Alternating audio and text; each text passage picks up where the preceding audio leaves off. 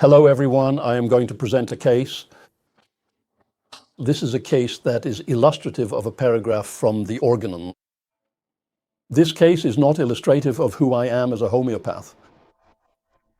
Well, it is, but only in one small aspect. And that is that I once gave a prescription according to paragraph 153, and there are many more approaches for me to arrive at the choice of medicine based on the patient's story. So don't say Arjen is only interested in the paragraph. 153, I am that too. Just as much as I am also interested in creating a totality or a scan or informing an essence according to Vitulcus. Creating a complete symptom, whatever it may be, almost always from the foundation of homeopathy. That is my entry point, the foundation of homeopathy. And then every case is an illustrative puzzle piece of that. And this time I have one case that illustrates paragraph 153. That's where paragraph 153 comes in. When searching for a specific homeopathic remedy, one must consider the totality of the symptoms of the natural disease. For comparison, lay them alongside the series of symptoms of the available remedies in order to choose from them an artificial disease agent. That, in similarity, corresponds to the illness to be cured. Note, with regard to, I am going to do that with respect to one symptom of this patient. Am I going to match that? Hahnemann does say, in this one must especially and almost exclusively pay attention to the more striking, peculiar, unusual, and characteristic signs and symptoms of the disease. Open your eyes and you will feel something to see bizarre things. Strange, weird, peculiar, and queer. And just sum it up as bizarre, or what is not to be expected, or what makes you think, well, what the hell? Well, that's a case like that. Because they must correspond exactly with the symptoms from the selected drug picture. If that remedy is to be the most suitable for healing, so we are going to match on peculiarity, on the bizarre, and that's the kind of case it is. I never expected that I would see it like this, as I get to see it in this case. The chances are not great that this will ever happen to me again, and I'm going to show you what it's all about. To the more general and vague ones, such as loss of appetite, headache, fatigue, restless sleep, not feeling well, and so on, one need pay very little attention in this generality and without further specification. Such general things can be found in almost every disease and remedy picture. Constant fatigue, headaches, inflammation, and a general sense of gloominess. It doesn't matter. Let's move on to the case. And I start with a blank page because to begin with, I want to pay attention to his name and who he is. Here he comes. It is case 251 and it is Lubin Kapesa. And he is called Lubin because in Malawi, the L and the R are swapped. So the name Ruben is very common for us, but there they say Lubin. He is a man. He was born in 1993. So this case was, I think, in 2001, 2011. And he is 18 years old. You will see him in a moment.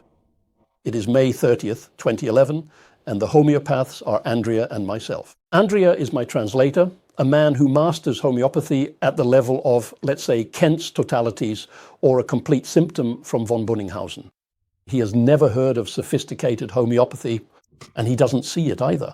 He practices basic homeopathy. He works with, let's say, 150 remedies, and that is enough for Malawi. And then I am there. It is my second year in Malawi, so by then I am somewhat used to it. How does a homeopath manage in the tropics? Standing. And here you see him. If you look closely at his eyes, that might be hard to see in the photo, but if you look closely at his eyes are a bit droopy, as if he's looking out of his eyes a bit drowsily. That's just the moment the photo was taken. He's actually quite a lively man. Here in the lower left corner, that's my own repertory, and it's probably an 8.1. Let's see, yes, I work in Malawi and there's a small edition, 8.1, and that's very convenient because it fits in my backpack and I don't have to lug around such a thick book. And here comes the case. Pay attention, it's a man. He has 3 problems: cough, headache, and pain in the throat. Usually I say, tell me your problems, and then they come with a list. What I usually do then, also as a list, if they mention 8 problems, then I will usually ask, what is your worst problem? And then they pick something that bothers them the most. And then I say, okay, tell me everything about that problem. I leave the rest aside, and then I look to see if I'm focusing on what is worst for him, what bothers him the most. Can I make a nice homeopathic sandwich out of that, usually in relation to the complete symptom? And the complete symptom, according to von Bönninghausen, includes everything. Where is it, and since when, and what is the sensation? What are the modalities? Is there a concomitant, and so on? If you can make the complete symptom regarding one of the patient's complaints really comprehensive, then you're close to choosing the right remedy. Okay, start by telling me about your cough. If that's important, that is. Cough since 5 days, dry cough. Feels pain in the throat and the whole upper chest. Pain in the throat when coughing, worse at night. And it's better when covered up in bed, then the cough is less. Then he suddenly says, I also have pain in my abdomen. Well, here comes a problem. Number 4, because I already had 3 there. And now we have another problem. Number 4. Oh, what a nice list. Problem number 4. And then he says, well, the pain is not in the abdomen, but it is in the stomach. I always ask them to point exactly where they feel the pain, because abdomen, that's not all the same. Just like a Malawian has a word for this. What we would usually call an arm, but for a Malawian, this means he has pain in his hand. If a Malawian says he has pain in his hand, it could just as well be in his shoulder, or in his elbow, or in his wrist, or in his fingers. All of that is called hand. So after a short while, you also learn that you have to ask them to point out where it is. The pain feels as if he is injured. Okay. And it is worse before eating. Then he tells me it feels as if something is moving. It feels as if it has many legs. Something alive. Compare this sentence with everything he has said so far. Because which of you, dear listeners, homeopaths in the audience, wherever you are, which of you has ever heard this from a patient or has had this symptom yourself? I feel that something is moving inside my body, and I have the feeling as if a lot is moving on the inside, as if it has many legs, something alive.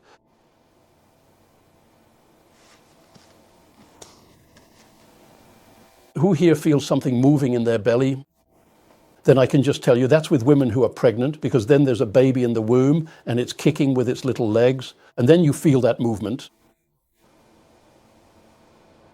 Now, if it is definitely not the case that you're pregnant, and yet you still feel something moving inside, then that is quite a different situation. Strange, peculiar, and queer. That something moves inside someone's body is mostly reserved for women. But here we're not dealing with a woman, we're dealing with a man. And now a man is going to tell me? And look at what we've done, because by Malawian standards, we've already been talking for quite a while. And what this man sees is that I'm interested in him. Up until now, he's actually been telling me fairly ordinary problems that you can always talk about. Well, yeah, not so. You wouldn't quickly think that.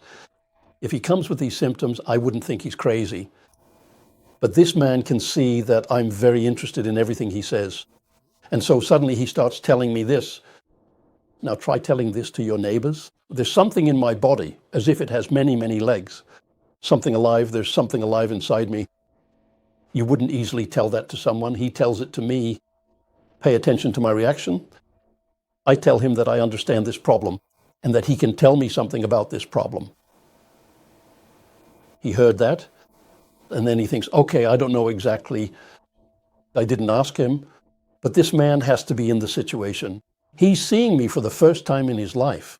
And now he has to get the idea. To this man, I'm going to explain how things are.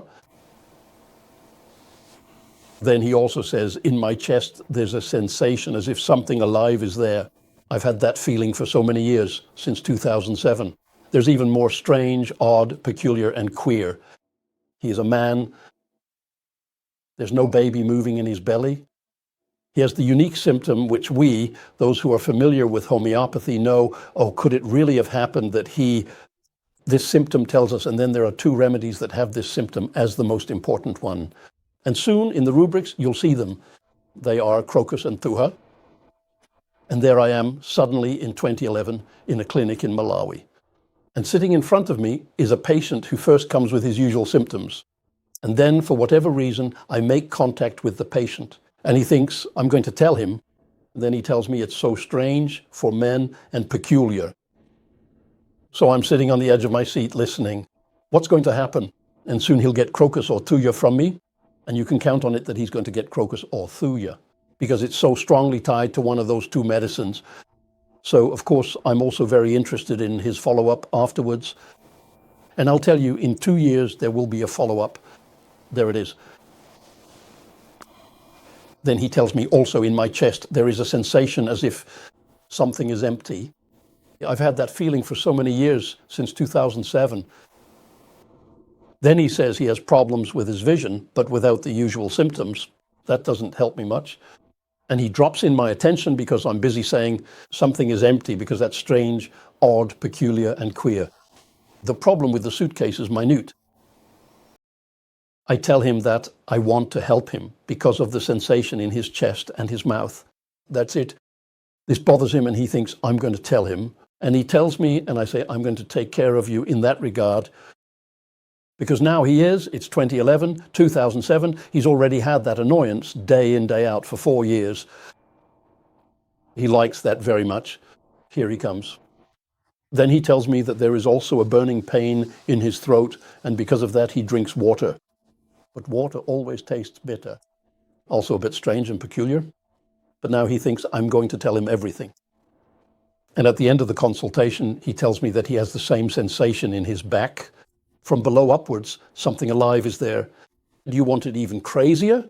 So he feels that everywhere in his body. And so a number of particulars now come together to form the big general for him. Sensation of something alive. So if he gets a prescription from me, it will be for that symptom. Sensation as if there is something alive. We know all the symptoms, and especially with a man, you won't hear that symptom very often. So this time I had the chance, and of course I gave him the remedy. The sensation of something alive in a man is so strange, odd, peculiar, and queer that I had to do this. A very nice case for next time. Doing cases like this about homeopathy in Malawi almost forces you to go back and try to find the follow-up. That will come. Let's look at the sections. Go ahead, Mark, do them all. You mean because those people live in the countryside or something? Is that what you mean, that you want to find those people again? Yes, purely for my own fun. Because I thought, I'm going to give him croquettes. And how many homeopaths would have had the chance in Africa ever give croquettes to a man? I think very few. At least that's how it is for me. Who has in their practice? Suppose you've been practicing for 20 years. Have you given croquettes 20 times then? I don't think so. It doesn't happen often. It's one of the smaller medicines. Maybe you've given it once for clotted menstruation, where the menstruation goes on, where one blood clot is attached to another by a string of mucus, and so on and so forth. But that odd symptom of sensation of something alive, not many homeopaths will have heard that very often, and there I am in Africa. Let me show you some rubrics. Cough, bad, warm, amyloids. But I don't find any of this special, so I've seen the sections, I'll show them here. Cough, uncovering, aggravates. Yes, I know that this medicine, I'm not going to do that. Stomach sensations, yes, sometimes. Sensation as if something alive. That's the one. Crocus nux. A number of other medications. Also thuja. Soon you will understand thuja more clearly. I'm going to tell you in advance that I can't make a good differential diagnosis between crocus and thuja. At that moment, I choose crocus. Why? Yes, I actually can't say. Crocus. Chest alive sensation of something alive.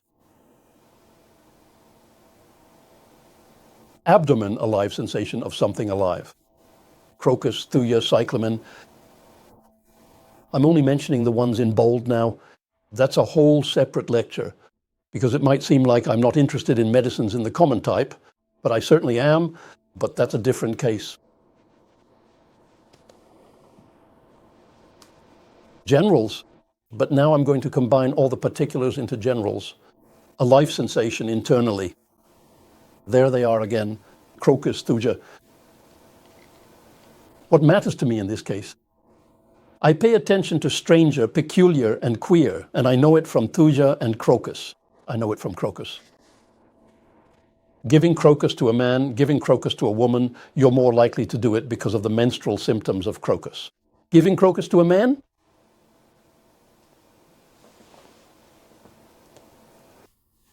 Back a life sensation of something dorsal region, not crocus, mind delusion. She's pregnant. You could still think of that. Yes, not for this man, but I only use the rubric for false pregnancy. And then you see that crocus and octuia, pulsatilla, caulifilum, those are remedies for false pregnancy. Delusion, she's pregnant. Feigning pregnancy. I chose crocus 30. Maybe there are even more patients who say, well, you should give a 10 million or a 50 million because the similarity is so strong. In general, I find the 30 to be a fine energetic potency. And generally speaking, I start at the beginning. I am a homeopath. I do like the patient to develop through the entire potency series, which is available to us as homeopaths from the start. And I like to start at the beginning. And for me, the 30th is a great place to start. And there is much more to say about it. But I am a 30 prescriber. If the 30 no longer has any effect, then possibly. If the 200 still works, and if that no longer has any effect, then the M can be used. And if that no longer works, then the 10 million. That's how I sometimes build up an entire constitutional case. That's not necessary here. I only need to try to influence this symptom. And that's possible for me. In my experience, a 30 is just fine. Now, half a year has passed. Now, Lucienne comes in. That's another homeopath. I wonder if Lucienne has ever seen what kind of prescription I made and whether she has seen what kind of strange and peculiar and queer things have happened. I don't think so. Because then he comes forward. They say he was better after 5 days. Now cough since 5 days, headache and pain in the eye. And what Lucienne is going to do is make a prescription for this. Because I also saw this consultation years later when I came to Malawi. I also photographed and transcribed this, but I don't want to discuss it in full. It is part of this case. But what matters to me is the follow-up on my crocus. That comes in 2013, and that's where I want to go. I'll just show it so everyone can see this. Oh, this one is nice too. Pain on the chest like a wound. Hold the chest during coughing. Okay. Hold the chest like a wound when coughing. You know, anyone who has had a bit of a decent lesson in homeopathy knows that here we are dealing with a very nice bryonia symptom. And it wouldn't surprise me if Lucienne is going to give bryonia purely also on this. Well, maybe it's not very stressful, purely and queer and all that, but still a beautiful characteristic for bryonia, which doesn't want to move and so clamps the chest.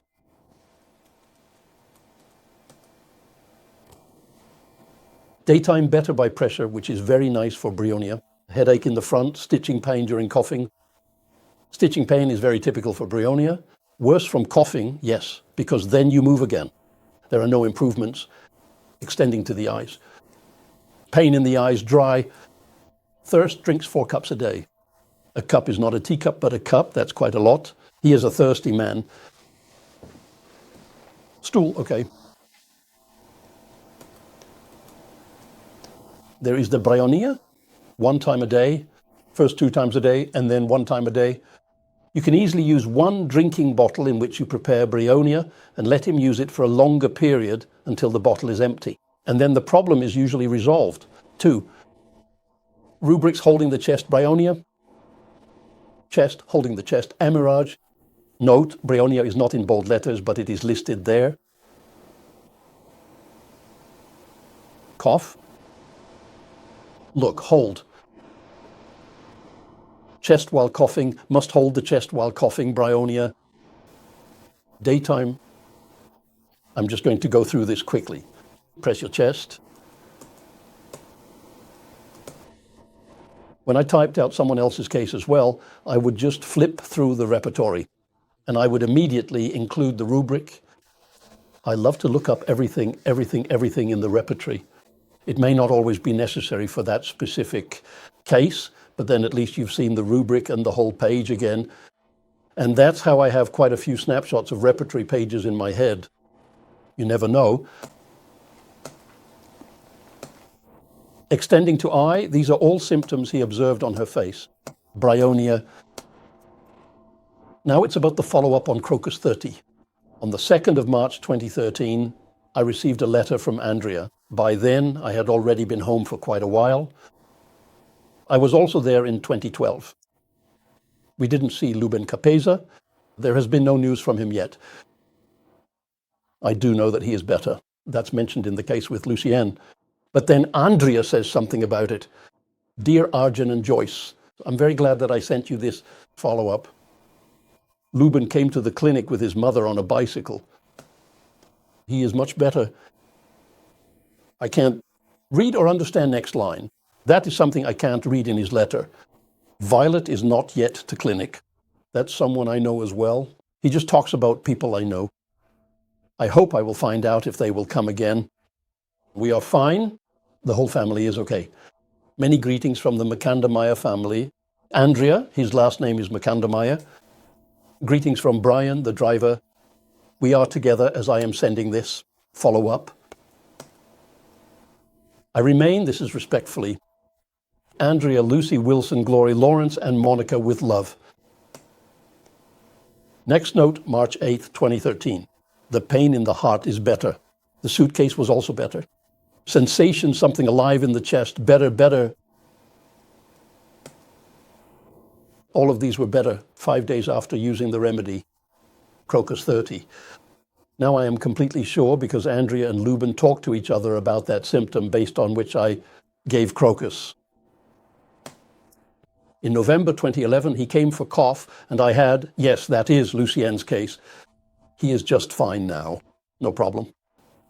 He also went to the clinic with his mother on a little bicycle.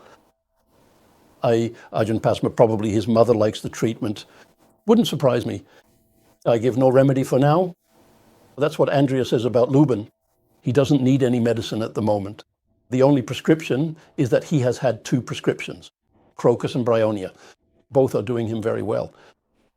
Pay attention when you go through the whole case again, that there is a strange, rare, peculiar, and queer symptom for Crocus, and that there was a very nice characteristic for Bryonia. And now you have 2 great illustrations of how a case can be approached in Malawi. If any problem, come to the clinic, he says to Lewin. Just for the statistics, I show you the entire file as pictured by me. Like all the files, the entire file is pictured and typed out and put into PowerPoint. Now you see how I did it with all those 500 cases that I photographed from the written records. No single word is left out, nor a single word is added. This is the file. With all the cases, with all of them that I have done, I have not changed, omitted, or added a single word. Nothing has ever been made to look better than it was. Nothing has been left out. This is what it is. And you can see a bit what that looks like.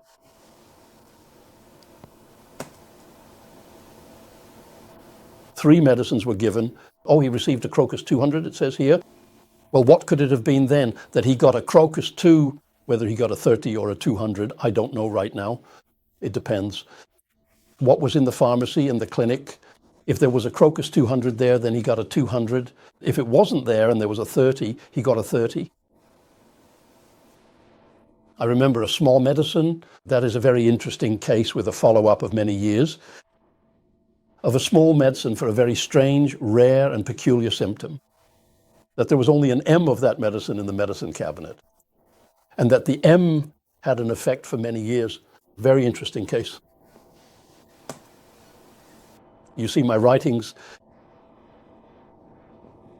You see that I've often opened the repertory, because here it says, somewhere in that case of Luben's, it said mind, uncovering with KDB, etc.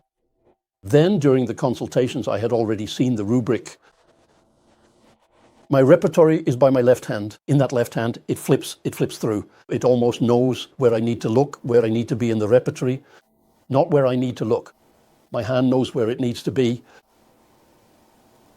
Well, and then you can see by the little marks. Oh, something alive, sensation, something alive. There it goes. Here you see Lucien, the handwriting. And all the way at the bottom here, that's March 8th, 2013. There you see Andrea. All the way at the bottom, if any problem, come to the clinic. Well, it was all typed out. Everything that's written here is typed in the case file.